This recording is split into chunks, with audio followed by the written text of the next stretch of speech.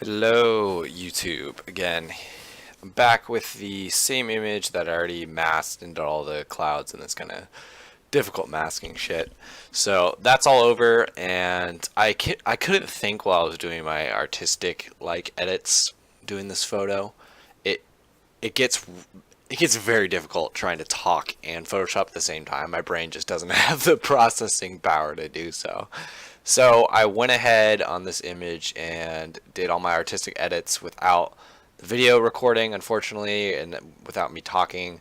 Maybe next time I can record a video kind of like this where I just do artistic edits and I can either audio overlay and do a kind of make the video first and then do the audio overlay afterwards, or I can just do a video and not talk and just do like a speed edit, and just so you guys can see. The next image I'm going to do exactly like this one. I think maybe I'll do another Dreamscape with nebulas and that kind of stuff, and a little bit more masking and more of the workflow with layers and selective layers and all that kind of fun stuff, and maybe introduce luminosity masks and a few other cool advanced things that I like to do with my pictures. So basically for this one, we were at this, this is where we were, yeah. And what I got going on here, I just did a glow layer where I made a bunch of the stars glow, and this is really easy.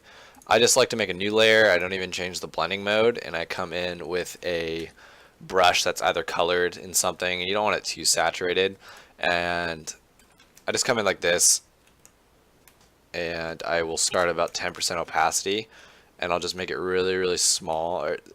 I'm on blue right now. If I was on orange, I'd find an orange star, and if I was on blue, I'd find a blue star, whatever color kind of matches your sky. And you can do a little bit of green, a little bit of whatever you think looks good. And I use this kind of glow in a lot of my images.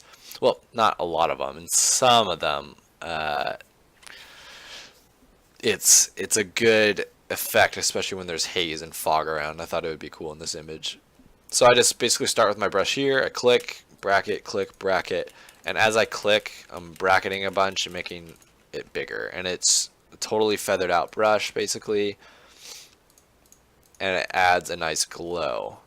And then what you can do once you do all your glow edits is you can come in with a brightness contrast, flip the mask, jump on this brightness here, and bring it up, and then paint on the mask with the brightness, and do the same thing basically, where you can just start small and make it bigger, and it'll make them glow with more brightness. So here I'll group these together and turn it on and off. So before, after, oops, so I grouped a bunch of stuff together.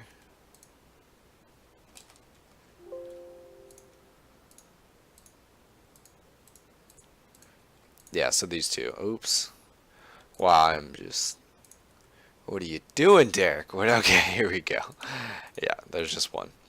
So that's how I did the glow edit, and then I came in here and I brightened up Sarah again, and this was against, if you watched the last video, if you survived that hour of masking and mostly boring technical Photoshop shit, you can see that I talked about a non-destructive workflow where I don't want to darken all this shit and then another layer come back and bring back the brightness, and I actually did do the opposite of what I was preaching earlier. So sometimes that happens. I didn't need to. It was kind of just a mistake that I did, but it's fine because I didn't really darken her too much. I wasn't bringing that much brightness back. So I just brightened up her face a little bit in this area, and then I took an exposure adjustment, and I painted it into the corners because I kind of want a vignette. And what I talked about in my last video a bit is trying to get the focus of your viewer in the interesting stuff. Like, you don't want them to be distracted by all these stars. There's nothing really going on up here, and I guess here too. So a lot of the times I'll use tones, I'll use colors, and I'll use focus to get more depth and get my subject in focus. And she's the subject with here, this kind of area with the details in the Milky Way. And this wasn't a very well shot Milky Way. Let me think. Oh yeah, I did some dodging and burning. Yeah, I forgot about that. I just went with highlights and midtones. Dodging and burning will just add I don't know how to explain it. I can just show you. You just go like this and it'll paint over. Oh, it's not doing anything because I'm not actually on the layer. So if I take my dodge and burn and I go right here on the midtones, it'll make my midtones brighter. If I go with the highlights, it'll make my highlights brighter. And you can also use dodging and burning.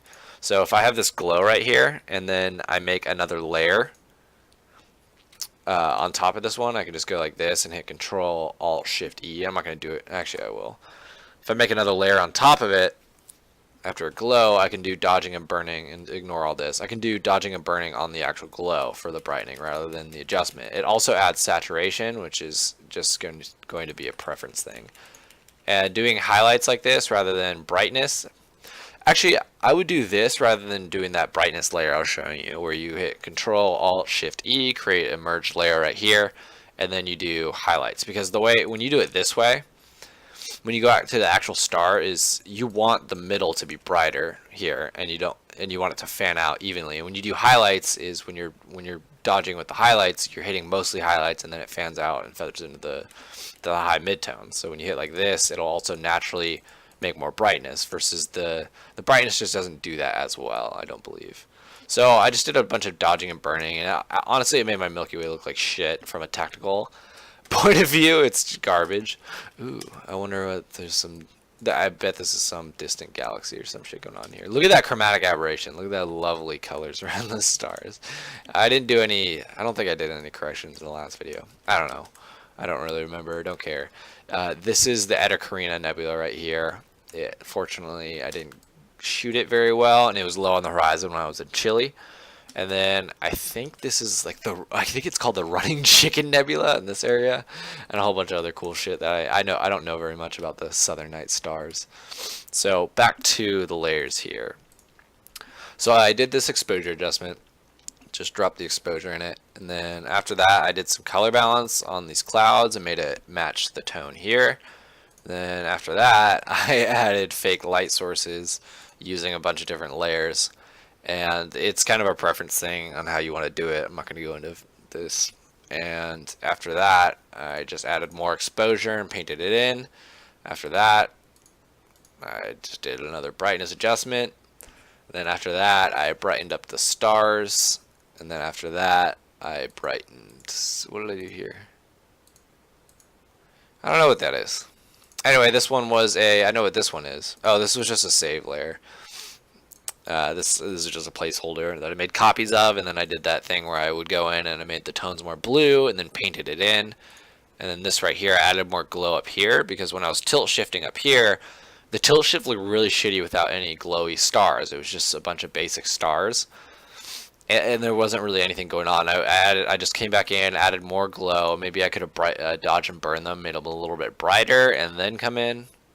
I could do that after too, I suppose. Let me just paint right on here, like 20%.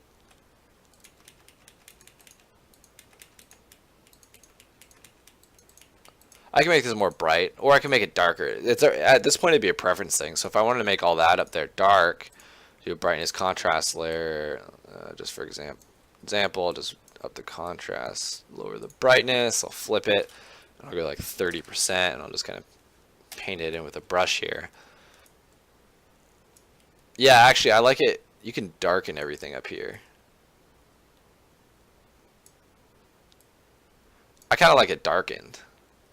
And you could just use a gradient tool if you want up here. And then you can come back into the mask and paint the brightness of the stars back in. Oof, wrong one. Oh no. Okay, so let me use black and paint it out. Yeah, and you can paint the brightness of the stars back in. And I'll paint, yeah, that looks kind of cool. And so that way you're unfocusing up here with the tilt shift filter, but you're also bringing back in a little bit of the brightness. But it's still kind of vignetted, and it looks kind of cool. You can also add in right there. I like that.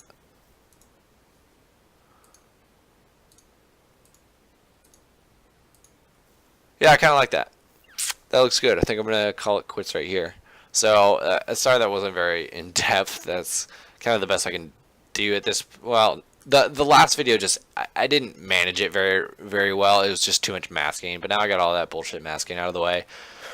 Next couple of videos I'll focus more on artistic creations like this with light sources and all that kind of shit, and I'll go into depth into that. Maybe I'll do all the masking before and just briefly touch on it in the first 5 or 10 minutes, and then we can go the next 20 minutes or so on just creative artistic edits, which will be a lot more fun.